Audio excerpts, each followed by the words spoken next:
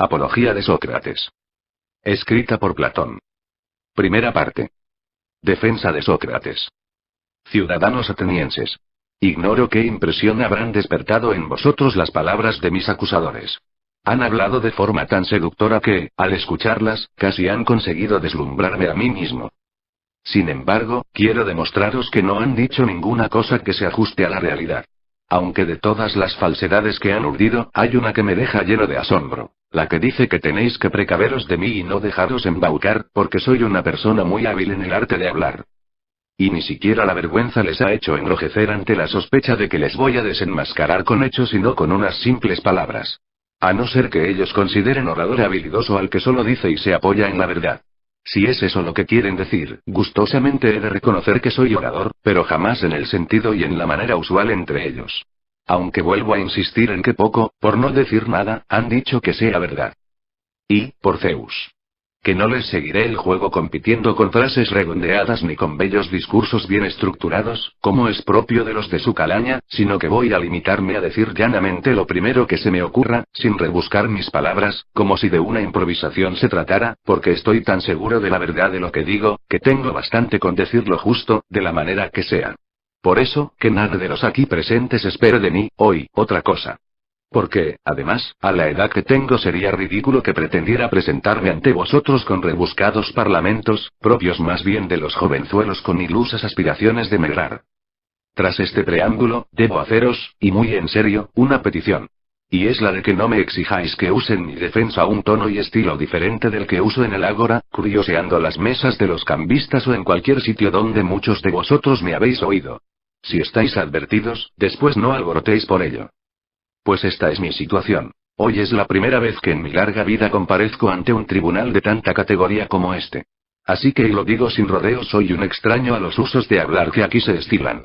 Y si en realidad fuera uno de los tantos extranjeros que residen en Atenas, me consentiríais, e incluso excusaríais el que hablara con la expresión y acento propios de donde me hubiera criado. Por eso, debo rogaros, aunque creo tener el derecho a exigirlo, que no os fijéis ni os importen mis maneras de hablar y de expresarme, que no dudo de que las habrá mejores y peores, y que, por el contrario, pongáis atención exclusivamente en si digo cosas justas o no. Pues, en esto, en el juzgar, consiste la misión del juez, y en el decir la verdad, la del orador. Así, pues, lo correcto será que pase a defenderme. En primer lugar, de las primeras acusaciones propaladas contra mí por mis antiguos acusadores. Después pasaré a contestar las más recientes. Primeras acusaciones contra Sócrates. Todos sabéis que, tiempo ha, surgieron detractores míos que nunca dijeron nada cierto, y es a estos a los que más temo, incluso más que al propio Anitos y a los de su comparsa, aunque también esos sean de cuidado. Pero lo son más, atenienses, los que tomándoos a muchos de vosotros desde niños os persuadían y me acusaban mentirosamente diciendo que hay un tal Sócrates, sabio, que se ocupa de las cosas celestes, que investiga todo lo que hay bajo la tierra y que hace más fuerte el argumento más débil. Estos, son, de entre mis acusadores, a los que más temo, por la mala fama que me han creado y porque los que les han oído están convencidos de que quienes investigan tales asuntos tampoco creían que existan dioses. Y habría de añadir que estos acusadores son muy numerosos y que me están acusando desde hace muchos años, con la agravante de que se dirigieron a vosotros cuando erais niños o adolescentes y, por ello, más fácilmente manipulables, iniciando un auténtico proceso contra mí, aprovechándose de que ni yo, ni nadie de los que hubieran podido defenderme, estaban presentes. Y lo más desconcertante es que ni siquiera dieron la cara, por lo que es imposible conocer todos sus nombres, a excepción de cierto autor de comedias. Esos, pues, movidos por envidias y jugando sucio, trataron de convenceros para, que una vez convencidos, fuerais persuadiendo a otros. Son, indiscutiblemente, difíciles de desenmascarar, pues ni siquiera es posible hacerles subir a este estrado para que den la cara y puedan ser interrogados, por lo que me veo obligado, como vulgarmente se dice, a batirme contra las sombras y a refutar sus argumentos sin que nadie me replique. Convenid, pues, conmigo, que dos son los tipos de acusadores con los que debo enfrentarme. Unos, los más antiguos, y otros, los que me han acusado recientemente. Por ello, permitidme que empiece por desembarazarme primero de los más antiguos, pues fueron sus acusaciones las que llegaron antes a vuestro conocimiento y durante mucho más tiempo que las recientes. Aclarado esto, es preciso que pase a iniciar mi defensa para intentar extirpar de vuestras mentes esa difamación que durante tanto tiempo os han alimentado, y debo hacerlo en tan poco tiempo como se me ha concedido. Esto es lo que pretendo con mi defensa, confiado en que redunde en beneficio mío y en el vuestro, pero no se me escapa la dificultad de la tarea. Sin embargo, que la causa tome los derroteros que sean gratos a los dioses. Lo mío es obedecer a la ley y abogar por mi causa. Remontémonos, pues, desde el principio para ver qué acusación dio origen a esta mala fama de que gozo y que ha dado pie a Meletos para iniciar este proceso contra mí. Imaginémonos que se tratara de una acusación formal y pública y oímos recitarla delante del tribunal. Sócrates es culpable porque se mete donde no le importa, investigando en los cielos y bajo la tierra. Practica hacer fuerte el argumento más débil e induce a muchos otros para que actúen como él. Algo parecido encontraréis en la comedia de Aristófanes, donde un tal Sócrates se pasea por la escena, vanagloriándose de que flotaba por los aires, soltando mil tonterías sobre asuntos de los que yo no entiendo ni poco ni nada.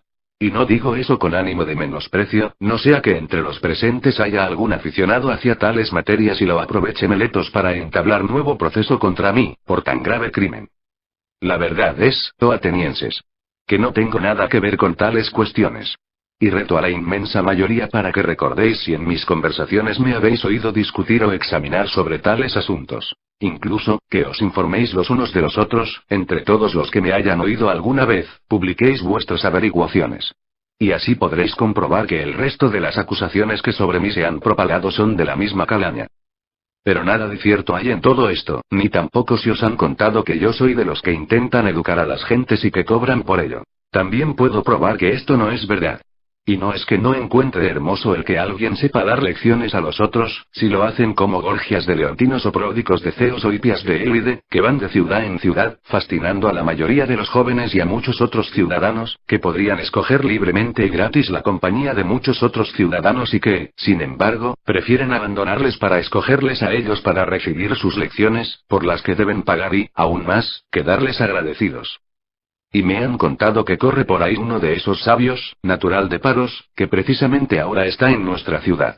Coincidió que me encontré con el hombre que más dinero se ha gastado con estos sofistas, incluso mucho más él solo que todos los demás juntos. A este que tiene 2 hijos, ¿cómo sabéis? Le pregunté. Calías, si en lugar de estar preocupado por 2 hijos, lo estuvieras por el amaestramiento de 2 potrillos o 2 novillos, nos sería fácil, mediante un jornal, encontrar un buen cuidador. Este debería hacer los actos y hermosos, según posibilitara su naturaleza, y seguro que escogerías al más experto conocedor de caballos o a un buen labrador. Pero, puesto que son hombres, ¿a quién has pensado confiarlos? ¿Quién es el experto en educación de las aptitudes propias del hombre y del ciudadano? Pues me supongo que lo tienes todo bien estudiado, por mor de esos 2 hijos que tienes. ¿Hay alguien preparado para tal menester?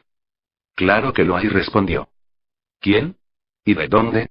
¿Y cuánto cobra? Le acosé. Oh, Sócrates. Se llama Evenos, es de Paros y cobra 5 minas. Y me pareció que este tal Evenos puede sentirse feliz, si de verdad posee este arte y enseña de forma tan convincente. Pues si yo poseyera este don, me satisfaría y orgullosamente lo proclamaría. Pero, en realidad, no entiendo nada sobre eso. ¿Acaso ante eso alguno de vosotros me interpele? Pero entonces, Sócrates, ¿cuál es tu auténtica profesión? ¿De dónde han surgido estas habladurías sobre ti? Porque si no te dedicaras a nada que se salga de lo corriente, sin meterte en lo que no te concierne, no se habría originado esta pésima reputación y tan contradictorias versiones sobre tu conducta. Explícate de una vez, para que no tengamos que darnos nuestra propia versión. Esto sí me parece razonable y sensato, y por ser cuerdo, voy a contestarlo, para dejar bien claro de dónde han surgido esas imposturas que me han hecho acreedor de una notoriedad tan molesta. Escuchadlo. Quizá alguno se crea que me lo tomo a guasa. Sin embargo, estad seguros de que solo os voy a decir la verdad. Yo he alcanzado este popular renombre por una cierta clase de sabiduría que poseo. ¿De qué sabiduría se trata? Ciertamente, de una sabiduría propia de los humanos. Y en ella es posible que yo sea sabio, mientras que, por el contrario, aquellos a los que acabo de aludir quizá también sean sabios, pero en relación a una sabiduría que quizá sea extrahumana, o no sé con qué nombre calificarla. Hablo así porque yo, desde luego, esa no la poseo ni sé nada de ella, y el que propale lo contrario o miente o lo dice para denigrarme. Atenienses, no arméis barullo porque parezca que me estoy dando autobombo. No voy a contaros valoraciones sobre mí mismo, sino que os voy a remitir a las palabras de alguien que merece vuestra total confianza y que versan precisamente sobre mi sabiduría, si es que poseo alguna, y cual sea su índole. Os voy a presentar el testimonio del propio Dios de Delfos. Conocéis sin duda a Querefonte, amigo mío desde la juventud, compañero de muchos de los presentes, hombre democrático. Con vosotros compartió el destierro y con vosotros regresó. Bien conocéis con qué entusiasmo y tozudez emprendía sus empresas. Pues bien, en una ocasión, mirad a lo que se atrevió. Fue a Delfos a hacer una especial consulta al oráculo, y os vuelvo a pedir calma, oh, atenienses. Y que no me alborotéis. Le preguntó al oráculo si había en el mundo alguien más sabio que yo. Y la pitonisa respondió que no había otro superior. Toda esta historia la puede avalar el hermano de Querefonte, aquí presente, pues sabéis que él ya murió. Veamos con qué propósito os traigo a relación estos hechos. Mostraros de dónde arrancan las calumnias que han caído sobre mí. Cuando fui conocedor de esta opinión del oráculo sobre mí, empecé a reflexionar. ¿Qué quiere decir realmente el Dios? ¿Qué significa este enigma? Porque yo sé muy bien que sabio no soy. ¿A qué viene, pues, el proclamar que lo soy? Y que él no miente, no solo es cierto, sino que incluso ni las leyes del cielo se lo permitirían. Durante mucho tiempo me preocupé por saber cuáles eran sus intenciones y qué quería decir en verdad. Más tarde y con mucho desagrado me dediqué a descifrarlo de la siguiente manera. Anduve mucho tiempo pensativo y al fin entré en casa de uno de nuestros conciudadanos que todos tenemos por sabio, convencido de que este era el mejor lugar para dejar esclarecido el vaticinio, pues pensé, este es más sabio que yo y tú decías que yo lo era más que todos. No me exijáis que diga su nombre. Baste con decir que se trataba de un renombrado político. Y al examinarlo, ved ahí lo que experimenté. Tuve la primera impresión de que parecía mucho más sabio que otros y que, sobre todo, él se lo tenía creído, pero que en realidad no lo era. Intenté hacerle ver que no poseía la sabiduría que él presumía tener. Con ello, no solo me gané su inquina, sino también la de sus amigos. Y partí, diciéndome para mis cabales. Ninguno de los dos sabemos nada, pero yo soy el más sabio, porque yo, por lo menos, lo reconozco. Así que pienso que en este pequeño punto, justamente, sí que soy mucho más sabio que él. Que lo que no sé, tampoco presumo de saberlo. Y de allí pasé a saludar a otro de los que gozaban aún de mayor fama que el anterior y llegué a la misma conclusión. Y también me malquisté con él y con sus conocidos. Pero no desistí. Fui entrevistando uno tras otro, consciente de que solo me acarrearía nuevas enemistades, pero me sentía obligado a llegar hasta el fondo para no dejar sin esclarecer el mensaje del Dios. Debía llamar a todas las puertas de los que se llamaban sabios con tal de descifrar las incógnitas del oráculo. Y voto al perro. Y juro porque estoy empezando a sacar a la luz la verdad que esta fue la única conclusión. Los que eran reputados o se consideraban a sí mismos como los más sabios, fue a los encontré más carentes de sabiduría, mientras que otros que pasaban por inferiores, los superaban. Permitid que os relate cómo fue aquella mi peregrinación, que, cual emulación de los trabajos de Hércules, llevé a cabo para asegurarme de que el oráculo era irrefutable. Tras los políticos, acosé a los poetas. Me entrevisté con todos. Con los que escriben poemas, con los que componen ditirambos o practican cualquier género literario, con la persuasión de que aquí sí me encontraría totalmente superado por ser yo muchísimo más ignorante que uno cualquiera de ellos. Así, pues, escogiendo las que me parecieron sus mejores obras, les iba preguntando qué querían decir. Intentaba descifrar el oráculo y, al mismo tiempo, ir aprendiendo algo de ellos. Pues sí, ciudadanos, me da vergüenza deciros la verdad, pero hay que decirla. Cualquiera de los allí presentes se hubiera explicado mucho mejor sobre ellos que sus mismos autores. Pues pronto descubrí que la obra de los poetas no es fruto de la sabiduría, sino de ciertas dotes naturales, y que escriben bajo inspiración, como les pasa a los profetas y adivinos, que pronuncian frases inteligentes y bellas, pero nada es fruto de su inteligencia y muchas veces lanzan mensajes sin darse cuenta de lo que están diciendo. Algo parecido opino que ocurre en el espíritu de los poetas. Sin embargo, me percaté de que los poetas, a causa de este don de las musas, se creen los más sabios de los hombres y no solo en estas cosas, sino en todas las demás, pero que, en realidad, no lo eran. Y me alejé de allí, convencido de que también estaba por encima de ellos, lo mismo que ya antes había superado a los políticos. Para terminar, me fui en busca de los artesanos, plenamente convencido de que yo no sabía nada y que en estos encontraría muchos y útiles conocimientos. Y ciertamente que no me equivoqué. Ellos entendían en cosas que yo desconocía, por tanto, en este aspecto, eran mucho más expertos que yo, sin duda. Pero pronto descubrí que los artesanos adolecían del mismo defecto que los poetas. Por el hecho de que dominaban bien una técnica y realizaban bien un oficio, cada uno de ellos se creía entendido no solo en esto, sino en el resto de las profesiones, aunque se tratara de cosas muy complicadas. Y esta petulancia, en mi opinión, echaba a perder todo lo que sabían. Estaba hecho un lío, porque intentando interpretar el oráculo, me preguntaba a mí mismo si debía juzgarme tal como me veía ni sabio de su sabiduría, ni ignorante de su ignorancia o tener las dos cosas que ellos poseían. Y me respondí a mí mismo y al oráculo, que me salía mucho más a cuenta permanecer tal cual soy. En fin, atenienses, como resultado de esta encuesta, por un lado, me he granjeado muchos enemigos y odios profundos y enconados como los haya, que han sido causa de esta aureola de sabio con que me han adornado y que han encendido tantas calumnias. En efecto, quienes asisten accidentalmente a alguna de mis tertulias se imaginan quizá que yo presumo de ser sabio en aquellas cuestiones en que someto a examen a los otros, pero, en realidad, solo el Dios es sabio, y lo que quiere decir el oráculo es solo que la sabiduría humana poco o nada vale ante su sabiduría. Y si me ha puesto a mí como modelo es porque se ha servido de mi nombre como para poner un ejemplo, como si dijera, entre vosotros es el más sabio, oh hombres. Aquel que como Sócrates ha caído en la cuenta de que en verdad su sabiduría no es nada. Por eso, sencillamente, voy de acá para allá, investigando en todos los que me parecen sabios, siguiendo la indicación del Dios, para ver si encuentro una satisfacción a su enigma, ya sean ciudadanos atenienses o extranjeros. Y cuando descubro que no lo son, contribuyó con ello a ser instrumento del Dios. Ocupado en tal menester, da la impresión de que me he dedicado a vagar y que he dilapidado mi tiempo, descuidando los asuntos de la ciudad, e incluso los de mi familia, viviendo en la más absoluta pobreza por preferir ocuparme de Dios. Por otra parte, ha surgido un grupo de jóvenes que me siguen espontáneamente, porque disponen de más tiempo libre, por proceder de familias acomodadas, disfrutando al ver cómo someto a interrogatorios a mis interlocutores, y que en más de una ocasión se han puesto ellos mismos a imitarme examinando a las gentes. Y es cierto que han encontrado a un buen grupo de personas que se pavonean de saber mucho pero que, en realidad, poco o nada saben. Y en consecuencia, los ciudadanos examinados y desembaucados por estos se encorajinan contra mí y no contra sí mismos, que sería lo más lógico, y de aquí nace el rumor de que corre por ahí un cierto personaje llamado Sócrates, de lo más siniestro y malvado, corruptor de la juventud de nuestra ciudad.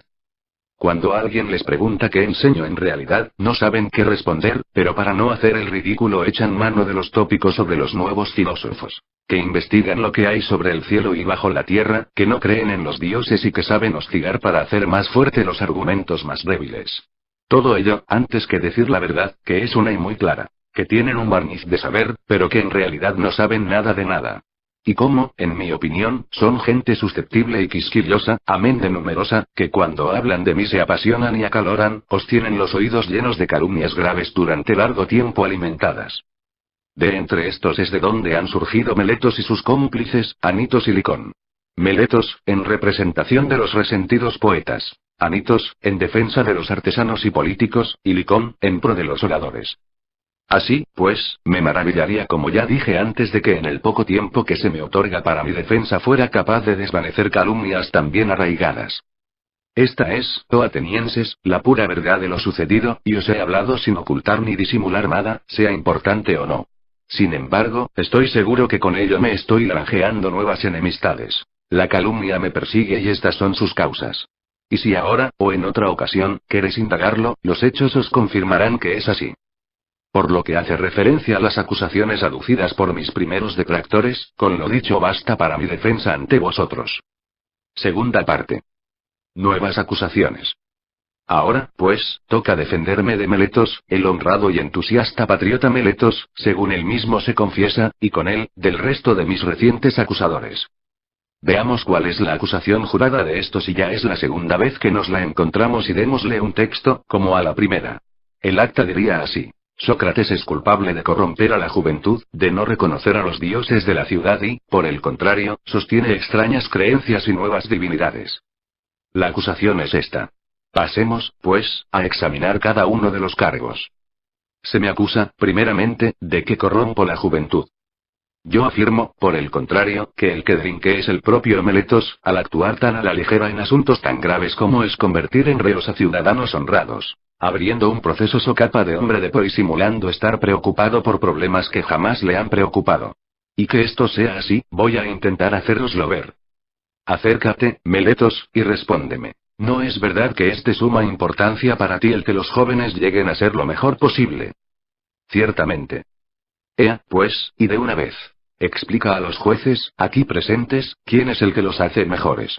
Porque es evidente que tú lo sabes, ya que dices tratarse de un asunto que te preocupa.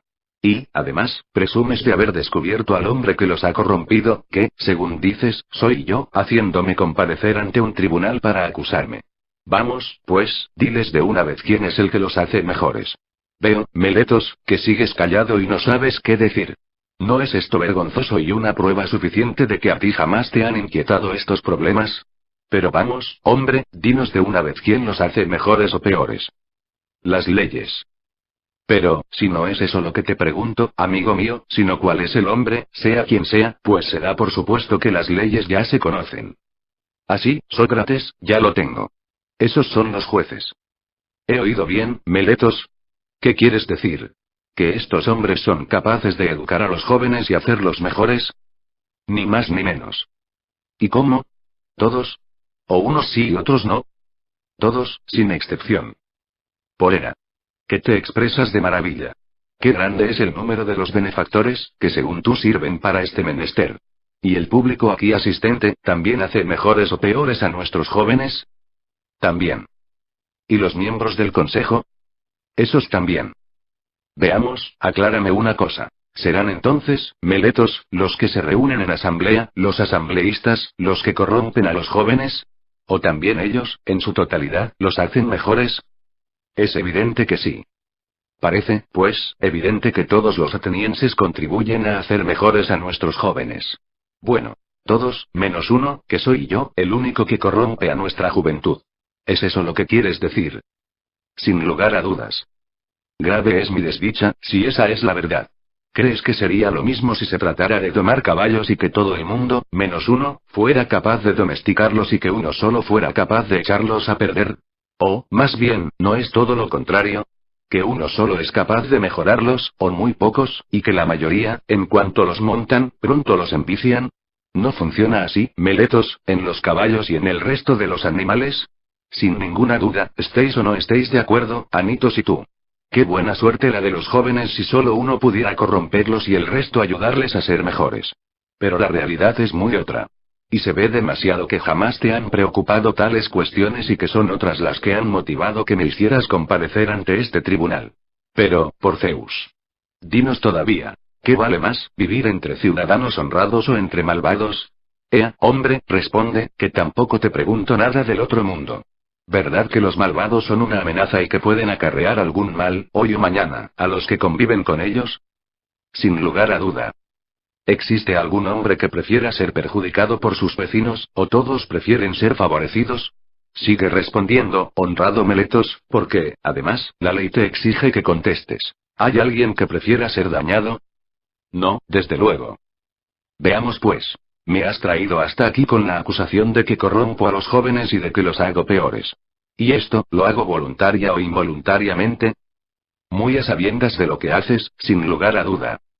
Y tú, Meletos, que aún eres tan joven, me superas en experiencia y sabiduría hasta el punto de haberte dado cuenta de que los malvados producen siempre algún perjuicio a las personas que tratan, y los buenos, algún bien. ¿Y me consideras en tal grado de ignorancia, que no sepa si convierto en malvado a alguien de los que trato diariamente, corriendo el riesgo de recibir a la par algún mal de su parte, y que incluso haga este daño tan grande de forma intencionada? Esto, Meletos, a mí no me lo haces creer y no creo que encuentres quien se lo trague. Yo no soy el que corrompe a los jóvenes y, en caso de serlo, sería involuntariamente y, por tanto, en ambos casos, te equivocas o mientes. Y si se probara que yo los corrompo, desde luego tendría que concederse que lo hago de manera involuntaria.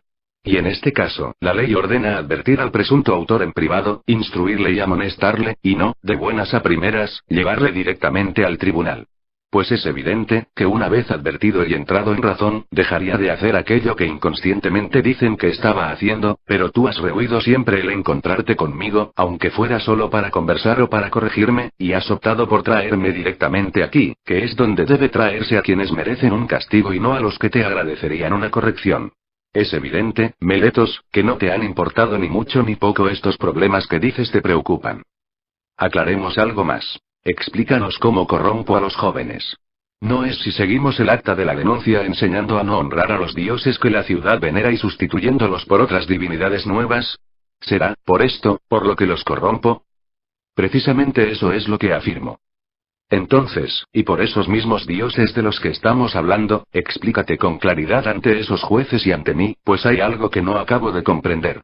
O yo enseño a creer que existen algunos dioses y, en este caso, en modo alguno soy ateo ni delinco, o bien dices que no creo en los dioses del Estado, sino en otros diferentes, y por eso me acusas o, más bien, sostienes que no creo en ningún dios y que, además, estas ideas las inculco a los demás. Eso mismo digo. Que tú no aceptas ninguna clase de dioses. Ah, sorprendente Meletos, ¿para qué dices semejantes extravagancias? ¿O es que no considero dioses al sol y la luna, como creen el resto de los hombres? Por Zeus. Sabed, oh jueces, lo que dice. El sol es una piedra y la luna es tierra. ¿Te crees que estás acusando a Anaxágoras, mi buen Meletos? ¿O desprecias a los presentes hasta el punto de considerarlos tan poco eruditos que ignoren los libros de Anaxágoras el Clazomenio, llenos de tales teorías? Y, más aún, los jóvenes van a perder el tiempo escuchando de mi boca lo que pueden aprender por menos de un dracma, comprándose estas obras en cualquiera de las tiendas que hay junto a la orquesta y poder reírse después de Sócrates si éste pretendiera presentar como propias estas afirmaciones, sobre todo y, además, siendo tan desatinadas. Pero, por Júpiter. ¿Tal impresión te he causado que crees que yo no admito los dioses, absolutamente ningún dios? Sí, y también, por Zeus. Tú no crees en dios alguno. Increíble cosa la que dices, Meletos. Tan increíble que ni tú mismo acabas de creértela. Me estoy convenciendo, atenienses, de que este hombre es un insolente y un temerario y que en un arrebato de intemperancia, propio de su juvenil irreflexión, ha presentado esta acusación. Se diría que nos está formulando un enigma para probarnos. A ver si este Sócrates, tan listo y sabio, se da cuenta de que le estoy tendiendo una trampa, y no solo a él, sino también a todos los aquí presentes, pues en su declaración, yo veo claramente que llega a contradecirse. Es como si dijera, Sócrates es culpable de no creer en los dioses, pero cree que los hay. Decidme, pues, si esto no parece una broma y de muy poca gracia. Examinad conmigo, atenienses, el por qué me parece que dice esto. Tú, Meletos, responde, y a vosotros como ya os llevo advirtiendo desde el principio os ruego que prestéis atención, evitando cuchicheos porque siga usando el tipo de discurso que es habitual en mí. ¿Hay algún hombre en el mundo, oh Meletos, que crea que existen cosas humanas, pero que no crea en la existencia de hombres concretos? Que conteste de una vez y que deje de escabullirse refunfuñando. ¿Hay alguien que no crea en los caballos, pero sí que admita, por el contrario, la existencia de cualidades equinas? ¿O quien no crea en los flautistas, pero sí que haya un arte de tocar la flauta? No hay nadie, amigo mío. Y puesto que no quieres, o no sabes contestar, yo responderé por ti y para el resto de la asamblea. ¿Admites o no, y contigo el resto, que puedan existir divinidades sin existir al mismo tiempo dioses y genios concretos? Imposible. Qué gran favor me has hecho con tu respuesta, aunque haya sido arrancada a regañadientes. Con ella afirmas que yo creo en cualidades divinas, nuevas o viejas, y que enseño a creer en ellas, según tu declaración, sostenida con juramento. Luego, tendrás que aceptar que también creo en las divinidades concretas, ¿no es así? Puesto que callas, debo pensar que asientes. Y ahora prosigamos el razonamiento. ¿No es verdad que tenemos la creencia de que los genios son dioses o hijos de los dioses? ¿Estás de acuerdo, sí o no? Lo estoy. En consecuencia, si yo creo en las divinidades, como tú reconoces, y las divinidades son dioses, entonces queda bien claro que tú pretendes presentar un enigma y te burlas de nosotros, pues afirmas, por una parte, que yo no creo en los dioses y, por otra, que yo creo en los dioses, puesto que creo en las divinidades. Y si estas son hijas de los dioses, aunque fueran sus hijas bastardas, habidas de amancebamiento con ninfas o con cualquier otro ser como se acostumbra a decir, ¿quién, de entre los sensatos, admitiría que existen hijos de dioses, pero que no existen los dioses? Sería tan disparatado como admitir que pueda haber hijos de caballos y de asnos, o sea, mulos, pero que negara, al mismo tiempo, que existen caballos y asnos. Lo que pasa, Meletos, es que, o bien pretendías quedarte con nosotros, probándonos con tu enigma, o que, de hecho, no habías encontrado nada realmente serio de qué acusarme. Y dudo que encuentres algún tonto por ahí, con tan poco juicio, que piense que una persona pueda creer en demonios y dioses y, al mismo tiempo, no creer en demonios o dioses o genios. Es absolutamente imposible. Así, pues, creo haber dejado bien claro que no soy culpable, si nos atenemos a la acusación de Meletos. Con lo dicho, basta y sobra. Tercera parte. Conducta de Sócrates. Pero, como he dicho machaconamente, hay mucha animadversión contra mí, y son muchos los que la sustentan. Podéis estar seguros de que eso sí es verdad. Y eso es lo que va a motivar mi condena. No esas incongruencias de Meletos y Anitos, sino la malevolencia y la envidia de tanta gente.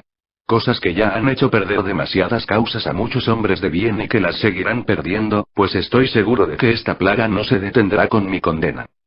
Quizá alguno de vosotros, en su interior, me esté recriminando. ¿No te avergüenza, Sócrates, verte metido en estos líos a causa de tu ocupación, que te está llevando al extremo de hacer peligrar tu propia vida? A estos les respondería, y muy convencido por cierto. Te equivocas completamente, amigo mío. Un hombre con un mínimo de valentía no debe estar preocupado por esos posibles riesgos de muerte, sino que debe considerar solo la honradez de sus acciones, si son fruto de un hombre justo o injusto. Pues, según tu razonamiento, habrían sido vidas indignas las de aquellos semidioses que murieron en Troya, sobre todo el hijo de la diosa Tetis, para quien contaba tampoco la muerte, si había que vivir vergonzosamente. Este despreciaba tanto los peligros que, en su ardiente deseo de matar a Héctor para vengar la muerte de su amigo Patroclo, no hizo caso a su madre, la diosa, cuando le dijo: Hijo mío, si vengas la muerte de tu compañero Patroclo y matas a Héctor, tú mismo morirás, pues tu destino está unido al suyo. Al contrario, tuvo a poco la muerte y el peligro y, temiendo mucho más el vivir cobardemente que el morir por vengar a un amigo, replicó: Prefiero morir aquí mismo, después de haber castigado al asesino, que seguir vivo, objeto de burlas y desprecios, siendo carga inútil de la tierra, arrastrándome junto a las cóncavas naves. Se preocupó, pues, de los peligros y de la muerte. Y así debe ser, atenienses. Quien ocupa un lugar de responsabilidad, por creerse que es mejor, o bien porque allá le han colocado los que tienen autoridad, debe mantenerse firme, resistiendo los peligros, sin tener en cuenta para nada la muerte ni otro tipo de preocupaciones, excepto su propia honra. Así, pues, vergonzosa y mucho peor sería mi conducta, si yo, que siempre permanecí en el puesto que mis jefes me asignaron, que afronté el riesgo de morir, como tantos otros hicieron, obedientes a los estrategas que vosotros elegisteis en las campañas de Potidea, Anfípolis y de Lión, ahora, que estoy plenamente convencido de que es un dios el que me manda vivir buscando la sabiduría, examinándome a mí mismo y a los demás, precisamente ahora, me hubiera dejado vencer por el miedo a la muerte o cualquier otra penuria y hubiera desertado del puesto asignado. Sería, sin discusión, mucho más deshonroso, y con ello sí que me haría merecedor de que alguien me arrastrara ante los tribunales de justicia por no creer en los dioses, porque desobedecía al oráculo, por temer a la muerte y por creerme sabio sin serlo. En efecto, el temor a la muerte no es otra cosa que creerse sabio sin serlo. Es presumir de saber algo que se desconoce. Pues nadie conoce qué sea la muerte ni si, en definitiva, se trata del mayor de los bienes que pueden acaecer a un ser humano. A pesar de ello, los hombres la temen como si en verdad supieran que es el peor de los males. ¿Y cómo no va a ser reprensible esta ignorancia por la que uno afirma lo que no sabe? Pero yo, atenienses, quizá también en este punto me diferencio del resto de los mortales, y si me obligaran a decir en qué soy más sabio, me atrevería a decir esto. Me siento más sabio porque, desconociendo lo que en verdad acaece en el Hades, no presumo de saberlo. Antes, por el contrario, sé y me atrevo a proclamar que es malo y vergonzoso vivir injustamente y desobedecer a un ser superior, sea Dios o sea hombre. Temo, pues, los males que sé positivamente que son tales, pero las cosas que no sé si son bienes o males, no las temeré, ni rehuiré afrontarlas. Así que, aunque me absolvierais, desestimando las acusaciones de Anitos, que ha exigido mi comparecencia ante este tribunal y ha pedido mi condena a muerte, diciéndoos que, si salía absuelto, vuestros hijos correrían el peligro de practicar mis enseñanzas y todos caerían en la corrupción. Si a mí, después de todo esto, me dijerais: Sócrates, nosotros no queremos hacer caso a Anitos y te absolvemos, pero con la condición de que no molestes a los ciudadanos y abandones tu filosofar. Si en otra ocasión te encontramos ocupado en tales menesteres, entonces te condenaremos a morir. Si vosotros me absolvierais con esta condición, os replicaría: agradezco vuestro interés y os aprecio, atenienses, pero prefiero obedecer antes al Dios que a vosotros, y mientras tenga aliento y las fuerzas no me fallen, tened presente que no dejaré de inquietaros con mis interrogatorios y de discutir sobre todo lo que me interese, con cualquiera que me encuentre, a la usanza que ya os tengo acostumbrados. Y aún añadiría: Oh tú, hombre de Atenas y buen amigo, ciudadano de la polis más grande y renombrada por su intelectualidad y su poderío, ¿no te avergüenzas de estar obsesionado por aumentar al máximo tus riquezas y, con ello, tu fama y honores, y de descuidar la sabiduría y la grandeza de tu espíritu, sin preocuparte de engrandecerlas? Y si alguno de vosotros me lo discute y presume de preocuparse por tales cosas, no le dejaré marchar, ni yo me alejaré de su lado, sino que le someteré a mis preguntas y le examinaré, y si me parece que no está en posesión de la virtud, aunque afirme lo contrario, le haré reproches porque valora en poco o en nada lo que más estima merece, y a ello prefiere las cosas más viles y despreciables.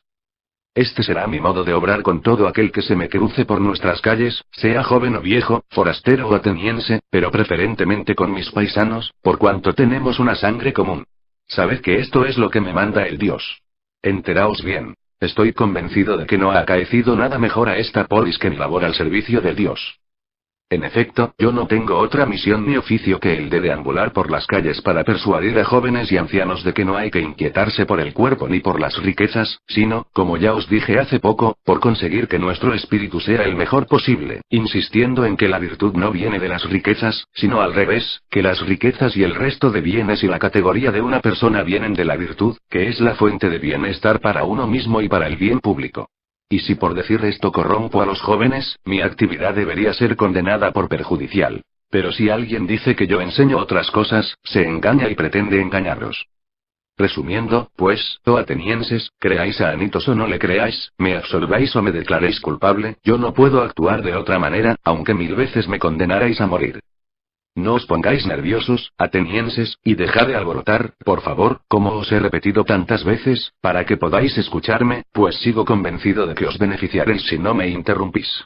Tengo que añadir aún algo que quizá os provoque tanto que tengáis que manifestaros gritando, pero evitadlo si podéis. Si me matáis por ser lo que soy, no es a mí a quien castigáis ni infringís el más mínimo daño, sino a vosotros mismos. Pues a mí, ni Meletos ni Anitos pueden ocasionarme ningún mal, aunque se lo propusieran. ¿Cómo pueden hacerlo, si estoy plenamente convencido de que un hombre malvado jamás puede perjudicar a un hombre justo?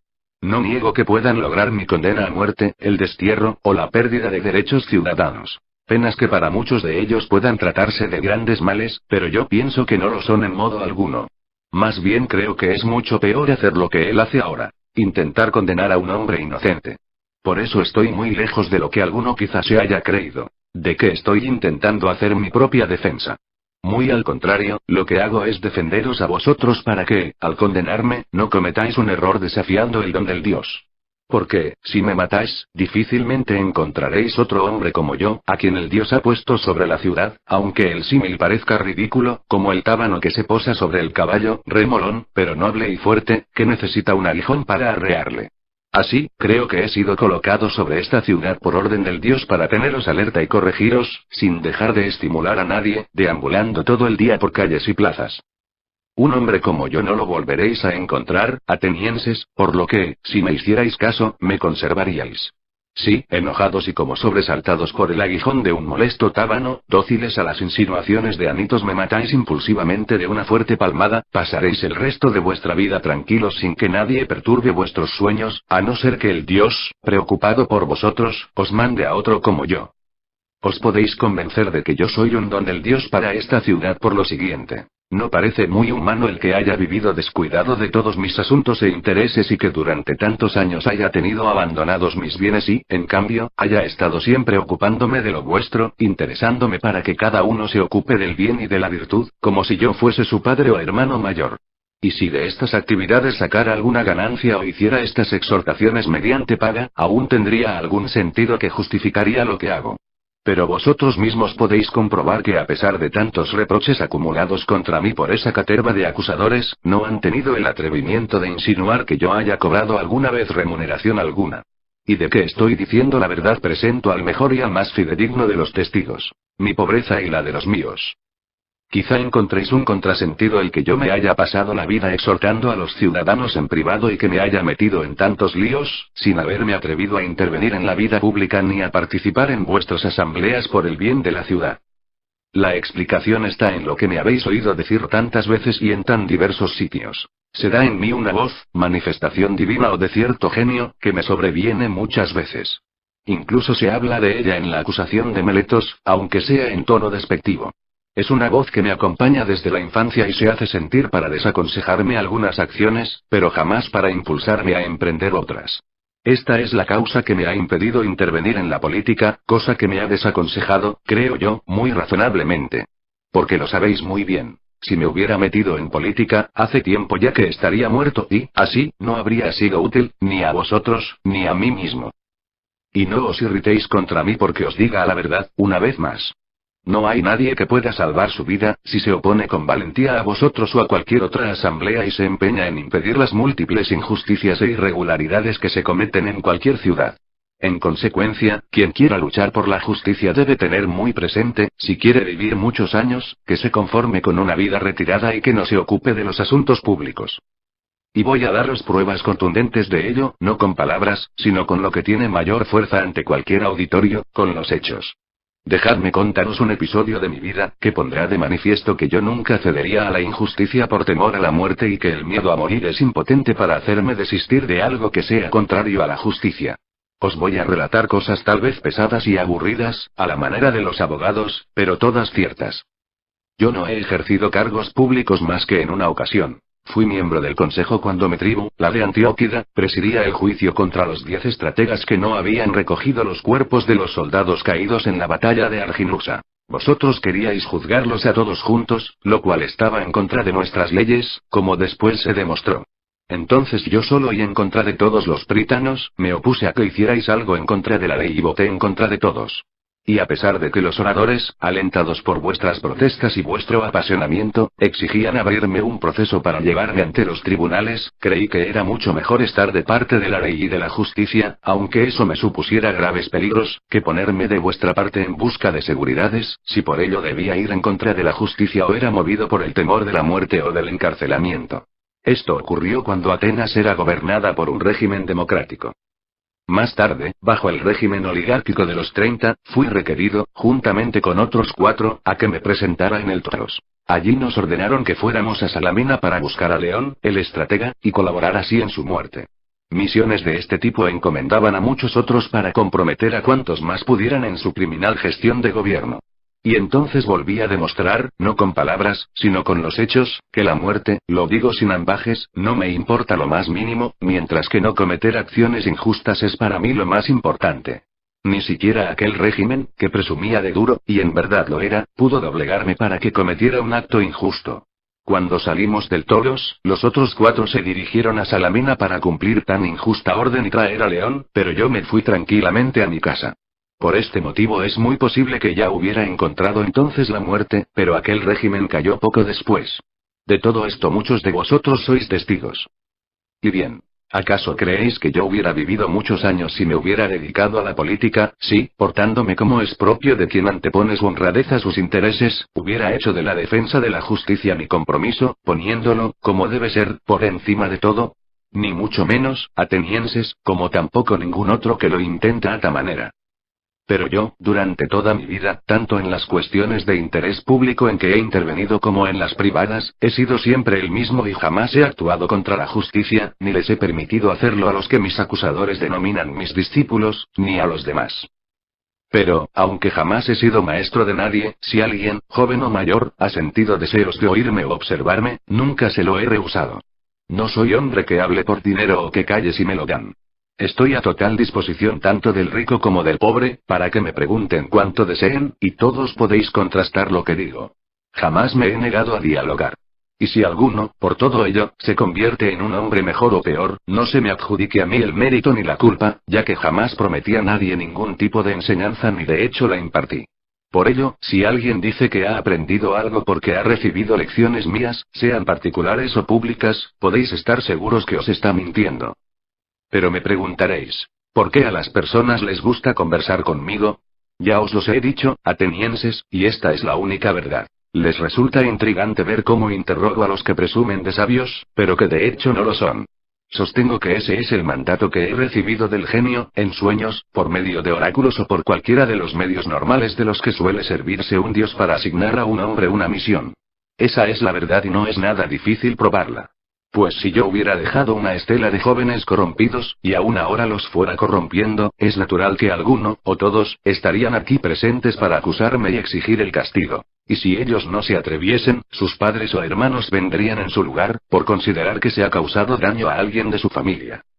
Por el contrario, veo a muchos de ellos sentados entre vosotros. Primero a Tritón, de mi misma edad y del mismo Demos, padre de Critóbulo, también aquí presente. Después a Lisanías, del distrito de Esfeto, padre de Esquines, que está aquí también. Ved a Antifonte, del distrito de Cefisia, padre de Epígenes, y a esos otros cuyos hermanos han estado presentes en las conversaciones aludidas. Nicóstrato, hijo de Teofótides, y hermano de Teódoto. Teódoto murió y, por tanto, no puede testimoniar. Paralio, hijo de Demódoco, cuyo hermano era Teages. Adimanto, hijo de Aristón, hermano de Platón, ahí presente, y Ayantodoro, hermano de Apolodoro, ahí presente. Y podría citaros a muchos más, que incluso el propio Meletos hubiera podido presentar como testigos de su pleito, y si no lo hizo por descuido o por olvido, que lo haga ahora, a ver si encuentra a alguien que corrobore alguno de sus puntos. Pero comprobaréis todo lo contrario, atenienses. Todos están dispuestos a declarar a favor del que ha sido su corruptor, el que ha destrozado sus familias, según Anitos y Meletos aseguran. Cabría la posibilidad de que los ya corrompidos tuvieran alguna secreta razón para auxiliarme y compartir mi responsabilidad, pero los no corrompidos y que tienen más edad que ellos, sus parientes, ¿qué motivos pueden tener para ayudarme, sino que Anitos y Meletos están mintiendo y que yo estoy en la verdad? Ya he dicho bastante, atenienses. Todo lo que pueda añadir en defensa propia no añadiría nada a lo ya expuesto. Podría añadir otras cosas pero, más o menos, serían del mismo estilo. Quizá alguno se indigne al recordar que en otros casos de menos monta el acusado rogó y suplicó a los jueces con lágrimas, haciendo comparecer ante el tribunal a sus hijos para despertar compasión, y si se terciaba, a sus parientes y familiares, mientras que yo, en cambio, no hago ninguna de estas cosas, a pesar de que estoy corriendo, como se ve, el mayor de los peligros. Puede ser que alguno, recordando esos casos, tome hacia mí una actitud de despecho e, irritado por mi forma de actuar, deposite su voto con cólera. Pues bien, si en alguno de vosotros se da esta situación, no afirmo que se dé, solo analizo esta posibilidad, ya tengo preparada la respuesta. Amigo mío, le diría, también yo tengo una familia y también puedo aplicarme aquello de Homero. No he nacido ni de una encina ni de las rocas, sino de hombres. Tengo familiares incluso, 3 hijos, 1 adolescente y 2 de corta edad. Y, sin embargo, a ninguno de ellos permitiré que suba a este estrado para suplicar vuestro voto absolutorio. ¿Por qué no quiero hacer nada de todo esto? No es por fanfarronería ni, mucho menos, por falta de consideración hacia vosotros. Que después afronte la muerte con firmeza o con flaqueza, esa es otra cuestión. Pero, por mi buen nombre y por el vuestro, que es el de nuestra ciudad, a mi edad no me parece honrado echar mano de ninguno de estos recursos, y menos todavía frente a la opinión generalizada de que Sócrates se diferencia de la mayoría de los hombres. Si alguno de los que destacan por su valentía o por su inteligencia o por cualquier otra virtud se comportase de este modo, cosa fea sería. Alguna vez he visto a algunos de los que son considerados importantes, cuando se les está juzgando y temen sufrir alguna pena o la misma muerte. Su conducta me resulta inexplicable, pues parece que están convencidos de que, si logran que no se les condene a muerte, después ya serán por siempre inmortales. Estos son la deshonra y el oprobio de nuestra ciudad, porque pueden hacer creer a los extranjeros que los ciudadanos que distinguimos con honores y que elegimos para que ocupen las magistraturas no se diferencian en nada de las mujeres. Esas escenas, atenienses, no debemos hacerlas los que tenemos cierto prestigio, y en caso que ocurran, vosotros no debéis permitirlas. Más bien debéis estar dispuestos a demostrar que condenaréis a quien ofrezca el triste espectáculo de suplicar la compasión de sus jueces, dejando en ridículo a la ciudad. Pero, aparte de la cuestión de mi buen nombre, tampoco me parece digno suplicar a los jueces y salir absuelto por la compasión comprada. Hay que limitarse a exponer los hechos y tratar de persuadir, no de suplicar. Pues el jurado no está puesto para repartir la justicia como si de favores se tratara, sino para decidir lo que es justo en cada caso. Y los que tienen que juzgar han jurado interpretar rectamente las leyes, no favorecer a los que les caigan bien. Por tanto, no podemos permitirnos el perjurio a nosotros mismos, ni a los demás, porque nos convertiríamos en reos de impiedad. No esperéis, pues, de mí que recurra a artimañas o acciones que no sean rectas ni justas, y menos ahora, por Zeus. Que estoy aquí acusado de impiedad por Meletos. Pues es evidente que si con súplicas llegara a convenceros o os forzara a faltar a vuestro juramento, os enseñaría a pensar que no hay dioses y, así, con mi defensa, lo que haría de hecho sería condenarme a mí mismo por no creer en los dioses. Pero no es así, ni mucho menos. Yo creo en los dioses, como cualquiera de mis acusadores. Por eso, atenienses, dejo en vuestras manos y en las de los dioses el decidir lo que va a ser mejor para mí y para vosotros. Cuarta parte. Sócrates es declarado culpable. Propuesta de sentencia. No me ha sorprendido ni indignado, oh atenienses, esta condena que acabáis de sellar con vuestro voto. Entre otras muchas razones, porque no me ha resultado inesperada. Más bien me sorprende que haya habido un número tan elevado de votos a mi favor. No sospechaba que se resolvería así, sino que esperaba muchos más votos en mi contra. Podéis ver que los resultados se habrían trastocado si solo 30 personas más hubieran votado mi absolución. Por de pronto, de la acusación de Meletos, según las cuentas que yo me he hecho, he quedado plenamente absuelto. No solo eso. Sin la comparecencia de Anito Silicón, parece evidente que Meletos habría sido condenado a pagar la multa de 1000 dracmas por no haber alcanzado la quinta parte de los votos exigidos. Ahora, este hombre propone la pena de muerte para mí. Bien, ¿y qué contrapuesta os voy a hacer, atenienses? Ciertamente, voy a proponer la que creo merecer. ¿Qué cuál es? ¿Qué pena o castigo tengo que sufrir por haberme empeñado tozudamente en no querer una vida tranquila y cómoda, por descuidar lo que preocupa a la mayoría de las personas, sus bienes, sus intereses personales, la dirección de los ejércitos, los discursos en la asamblea, el ejercicio de cargos públicos, por permanecer neutral ante coaliciones y revueltas, por considerar que soy demasiado honrado para poder salir ileso si intervengo en la política? Jamás me he ocupado de cosas que no pudieran reportar alguna utilidad a vosotros o a mí, y siempre he preferido hacer el máximo bien a cada uno, tratando de convencerle de que aplicara sus energías a buscar la sabiduría antes que sus propios intereses, y que se ocupara del Estado antes que de los intereses del Estado, y que así procediera en todos los asuntos. Ahora bien, ¿qué debo sufrir por todo esto? Ciertamente, algún bien, atenienses, si de verdad hay que ser ecuánimes y actuar con arreglo a los merecimientos. ¿Y qué bien puede ser más apropiado para un pobre benefactor que necesita todo el tiempo posible para dar consejos a sus conciudadanos? Sin duda solo hay una recompensa que haga justicia a esos merecimientos. Mantenerle a costa del Estado en el Británeo, y con mayores merecimientos que cualquiera de los ganadores de alguna carrera de caballos o de carros por parejas o de cuadrigas que se celebran en Olimpia. Pues mientras estos os hacen creer que os dan la felicidad, yo os hago felices de verdad y, por otro lado, ellos no necesitan vuestras pensiones y yo sí. En resumen, si de verdad debo proponer la condena que merezco según la justicia, esa es la que propongo. Ser mantenido a costa del Estado en el Británeo. Tal vez al oír esta proposición y ver el tono que uso, se repita en vosotros la misma impresión que cuando hablaba de recurrir a lágrimas y súplicas. Que os parezca arrogante mi comportamiento. Pero no es esta mi intención, atenienses. Esta es la única verdad. No tengo conciencia de haber hecho nunca voluntariamente mal a nadie, aunque no he podido convenceros a la mayoría de vosotros, porque no ha habido tiempo suficiente para ello. Pues creo que si entre vosotros fuera ley lo que es costumbre en otros pueblos, es decir, en cuestiones de pena capital no dictar sentencia en el mismo día del juicio, sino uno o varios días después, estoy persuadido de que os lograría convencer. Pero ahora no es fácil rechazar tan graves cargos en tan corto espacio de tiempo.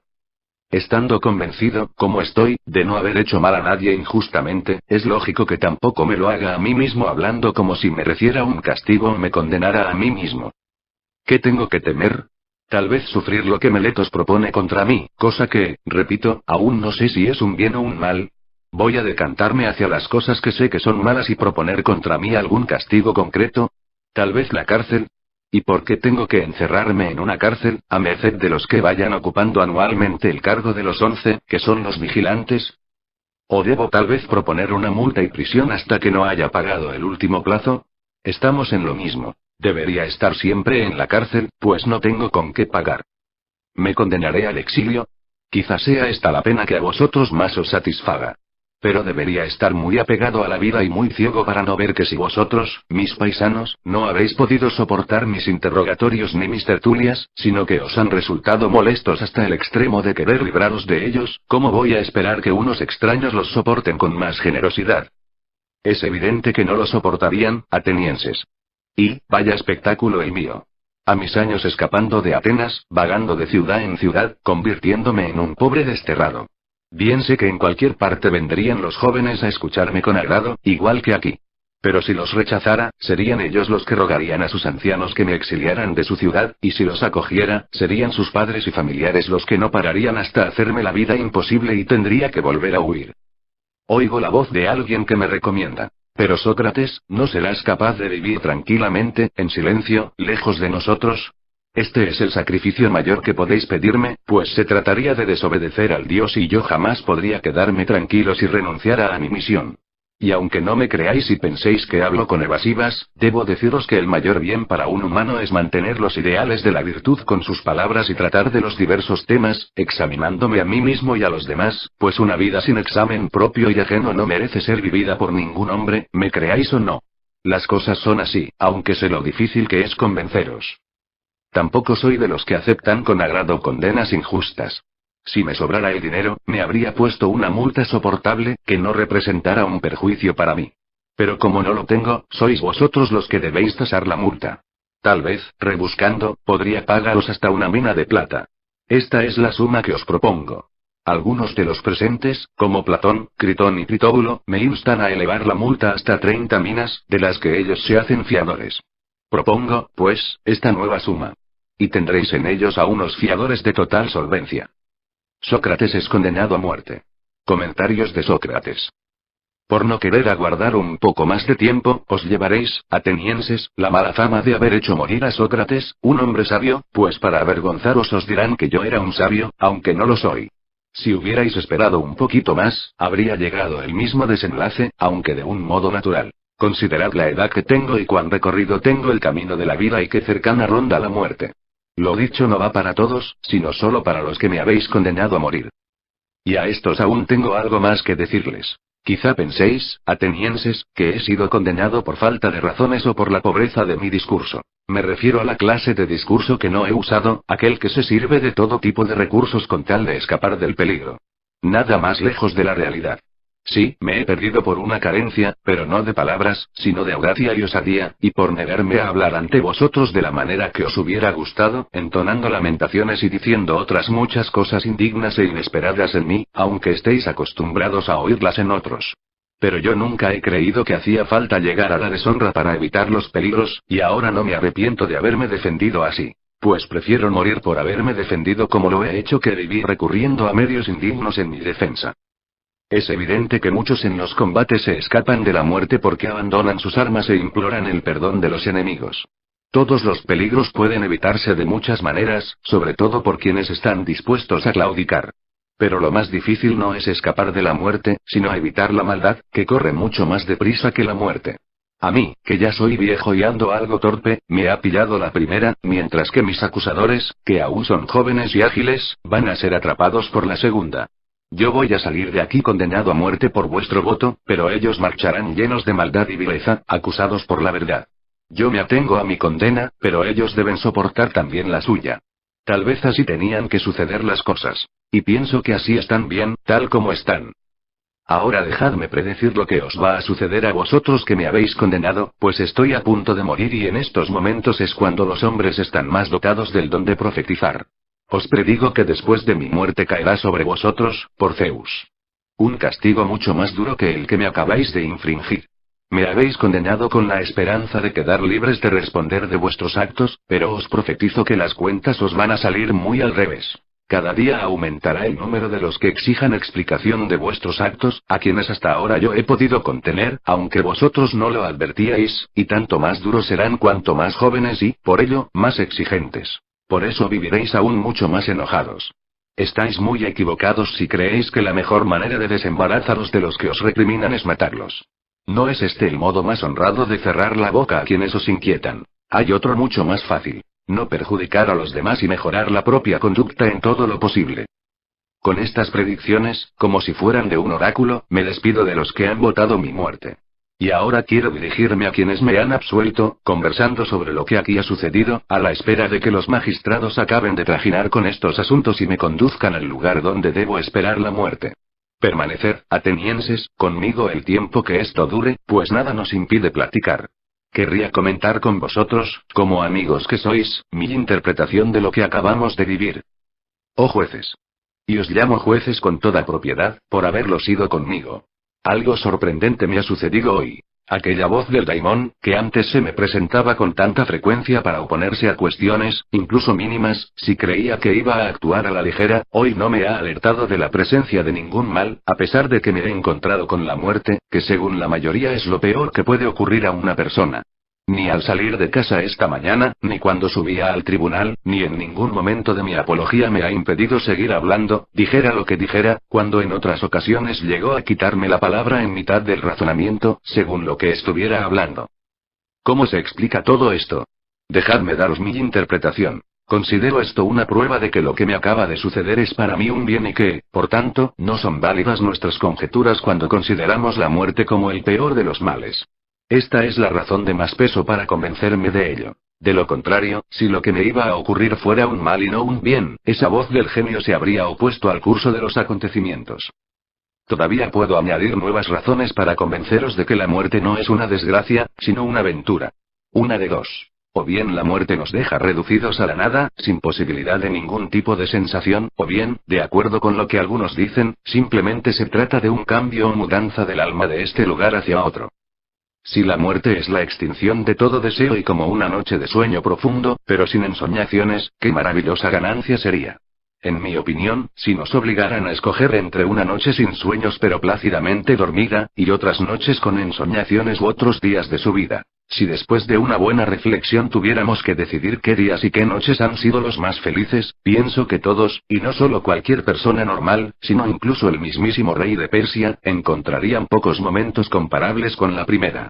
Si la muerte es algo parecido, sostengo que es la mayor de las ganancias, pues toda eternidad se nos aparece como una noche de esas. Por otro lado, si la muerte es una simple mudanza de lugar y si, además, es cierto lo que cuentan, que los muertos están todos reunidos, ¿sois capaces, oh jueces, de imaginar algún bien mayor?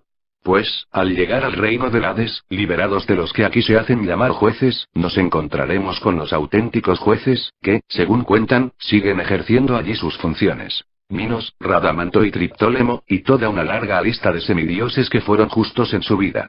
¿Y qué me decís de poder reunirnos con Orfeo, Museo, Hesíodo y Homero? ¿Qué no pagaría cualquiera por poder conversar con estos héroes?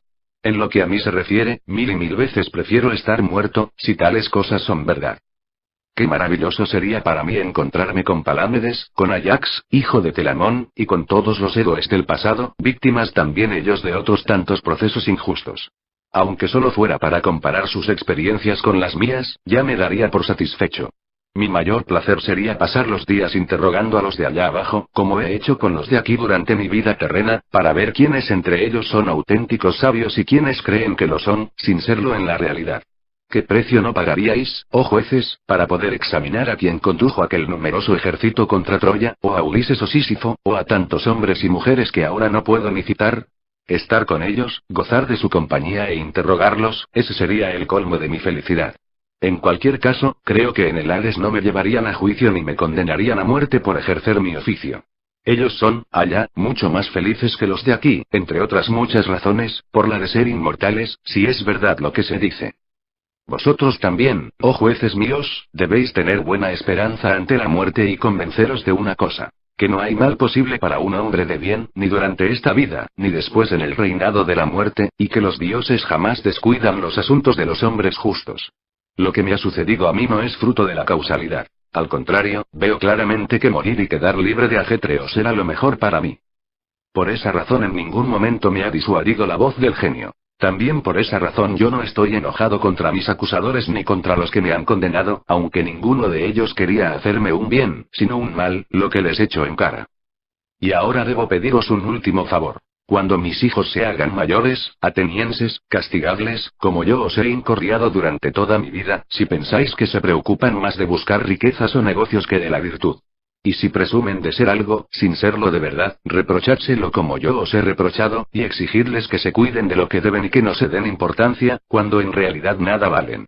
Si hacéis esto, ellos y yo habremos recibido el trato que merecemos. No tengo nada más que decir. Ya es la hora de partir. Yo a morir, vosotros a vivir. ¿Quién va a hacer mejor negocio, vosotros o yo? Cosa oscura es para todos, salvo, si acaso, para el dios. Fin.